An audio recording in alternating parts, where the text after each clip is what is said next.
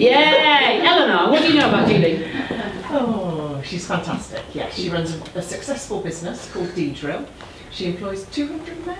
Yeah. She has lots of. Do you hear that? She employs 200 men. Yeah. She does concrete diamond drilling. Did you hear that? She does concrete diamond drilling. And controlled demolition. Oh, and controlled demolition. That's important. She gets very excited about putting holes in things. Get very excited about bombing places. Who else knows Julie? Who else put their hand up? Yeah, Sandra, what else would you say about Julie? She's great fun. Yeah, she is great fun. Is that what you would say, Vanessa? Yeah. She is great fun. Anybody else? One more person that knows Julie. Caroline, yeah. I believe she's an inspiration to a lot of apprentices. Yeah, you are indeed, because you've done something about your impression as well.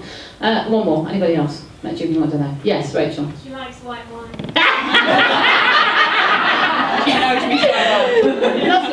You're not in the club, but it's red. It's red's the only way forward. I like any wine. Really?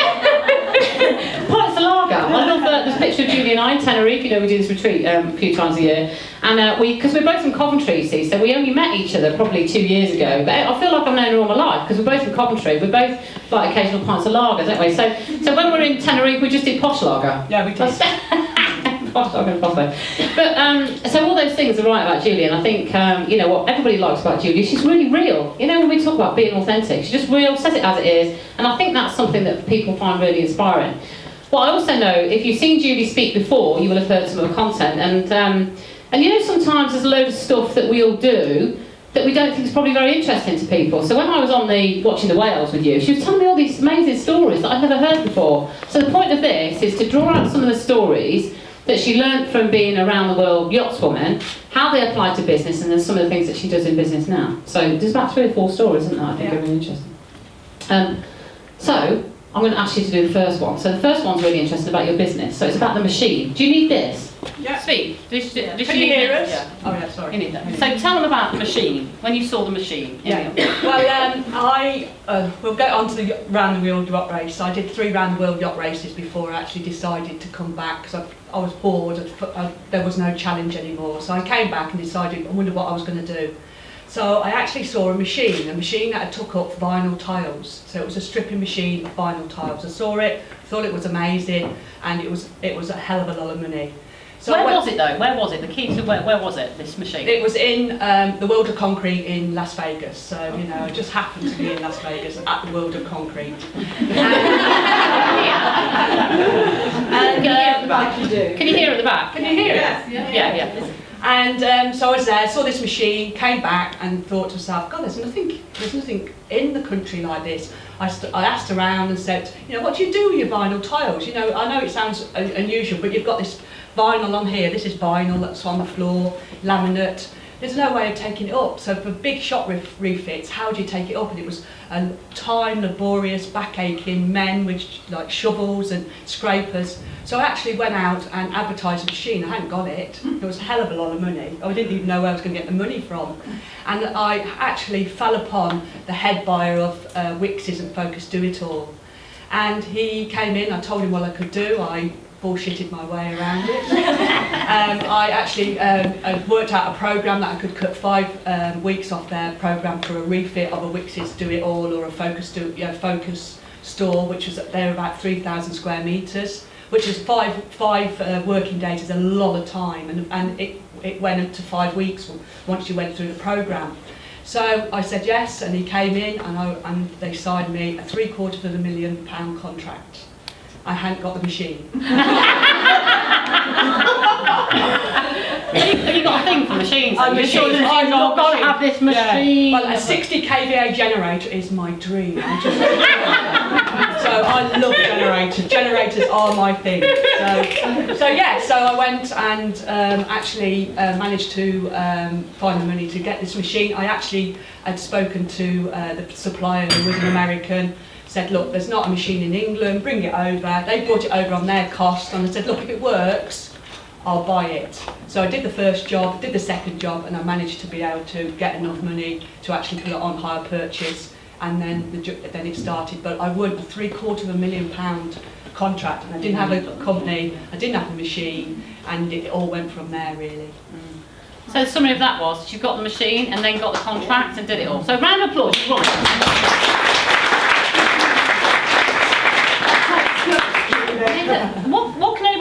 from that as a message? Believe.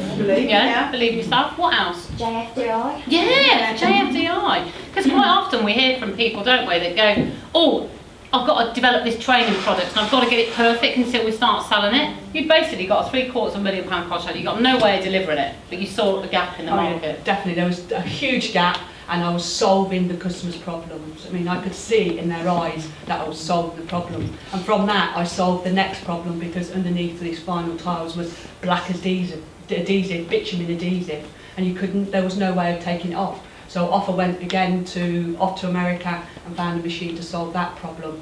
So I could sell it as a package.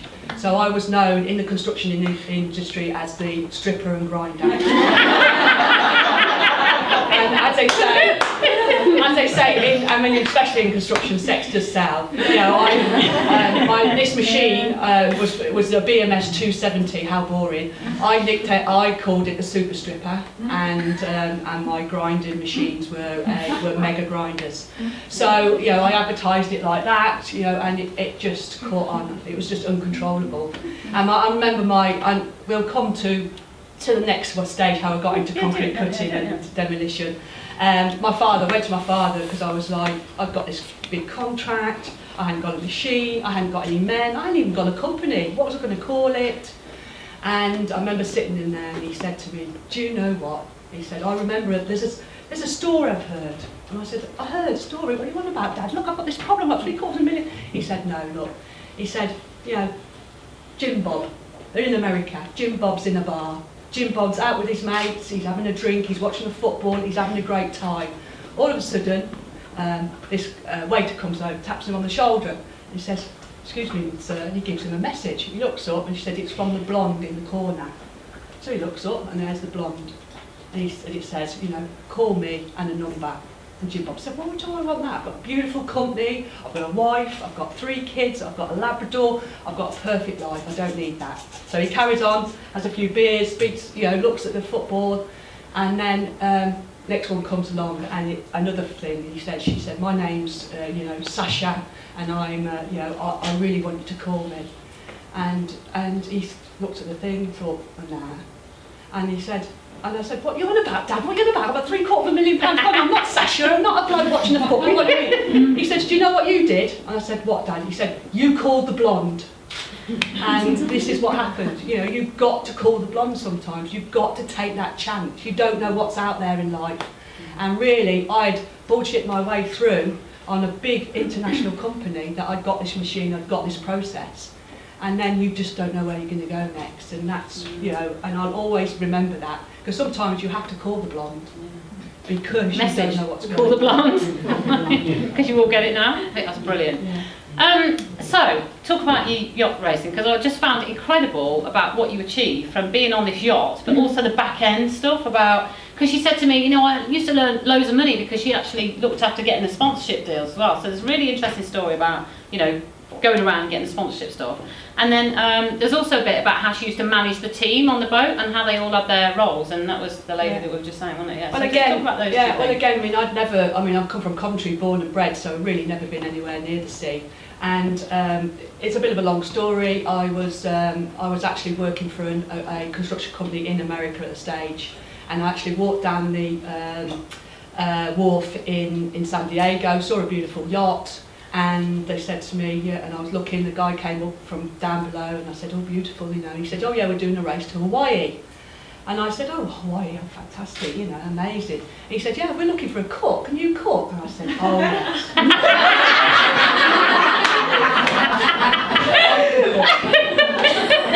I tell you what, until this day, I still can't cook. So we were there and we set off. I went out and bought all the provisions. I was quite good at that. The provisions was good. You know, make sure you got lots of beer for the men and make sure there was bits and bobs. Yeah, fine. So after 3 days, the owner came down and I'm sweating in the galley, like looking all confused. And he said, Julie, and I said, yeah. And he said, we've figured it out. And I was like, what? He said, you can't cook, can you? Yes, we have now got 38 days to Hawaii.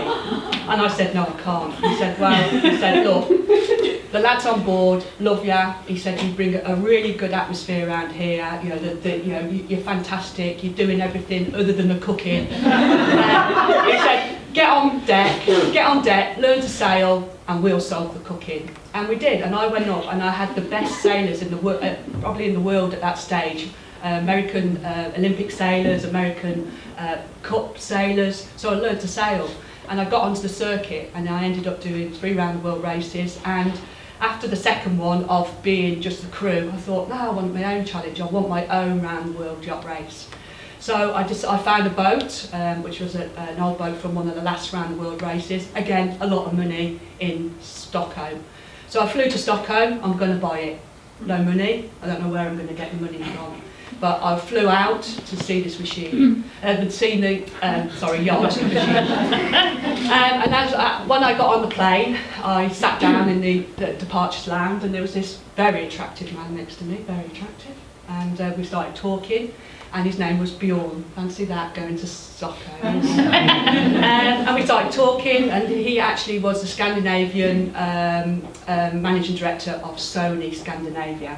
So I talked about him, about the yacht, about what I was going to do, my dream, my idea of having an all-women's crew, and I started speaking to him. And he said, I said to him, what do you want? Why are you in England? He said, well, I've been tasked to go to all the countries that we can't seem to break. There's Spain, there's France, there's Denmark. He said, I can't seem to break them.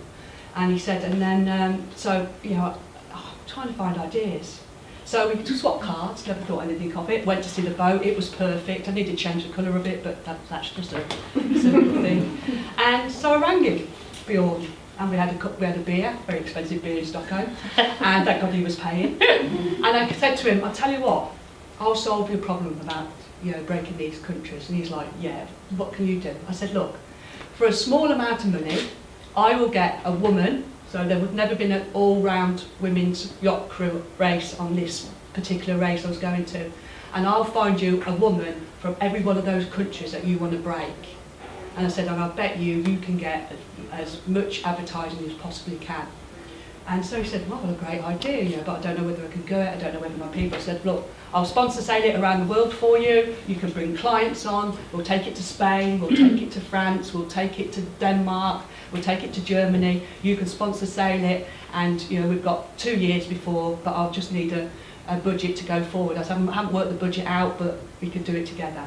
And we did, and he sold it to his client, and 25 million pounds later, we did a round the world yacht race. So you negotiated 25 million? Yeah. Round of applause! It's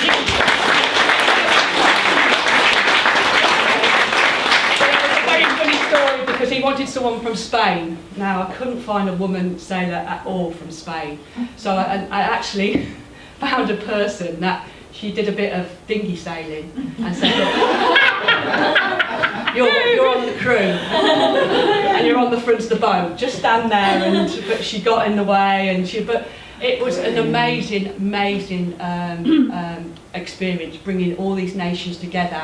And I think it was fantastic because the French would piss the bloody Danish off, and the Danish would piss the American off, but they all accepted it, and we all had our own job, our own place. The role, yeah. So this thing about what she was telling me about the team was really interesting because everybody really had a really tight role in there. So yeah, tell they had a really tight role. I mean, I was skipper, so I had a shore crew, and an all-lady, and that was unusual as well. We had an all-lady shore crew, so I had a lady mechanic, I had a lady sailmaker, and that was unusual as well. So we all had our own jobs, and there was one girl she was the Danish girl, and she was Jennifer from Copenhagen, and she was, we called her the Minister of Interior. So whatever happened inside the boat, it went with her. If she told you not to put your bag there, or not to put that bottle of water, or move that freeze-dried, spaghetti that we ate, it was just like freeze-dried food. It was one day was green, one day was yellow, and one day was red.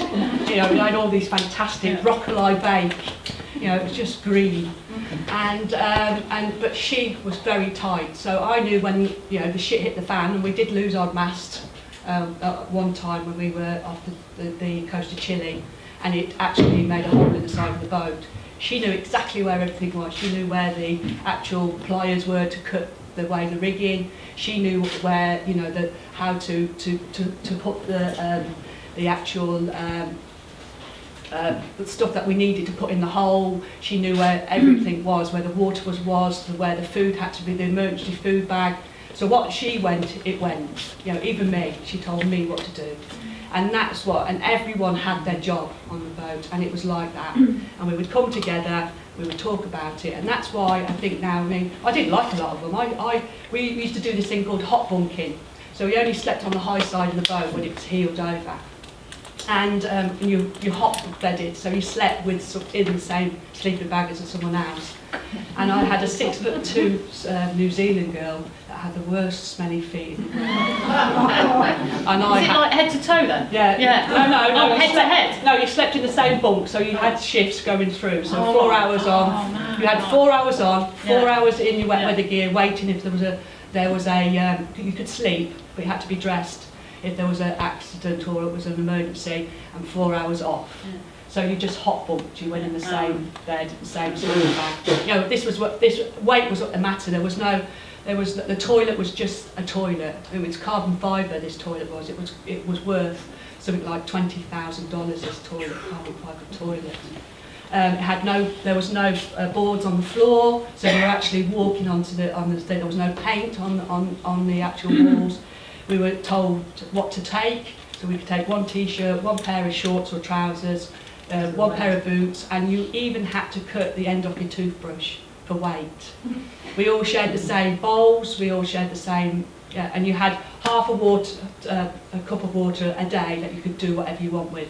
And I'm really good at brushing my teeth and washing my hair with that same. Half a cup.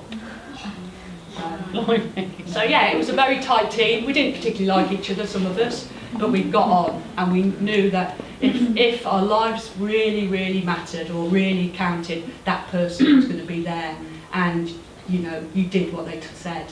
And that's where, you know, a business is like that. You need people that are good at what they do. You know, I always had the last say, you know, and sometimes they didn't agree with me. You know, the weather was coming in, or we would take a different tack, but everyone would go with it.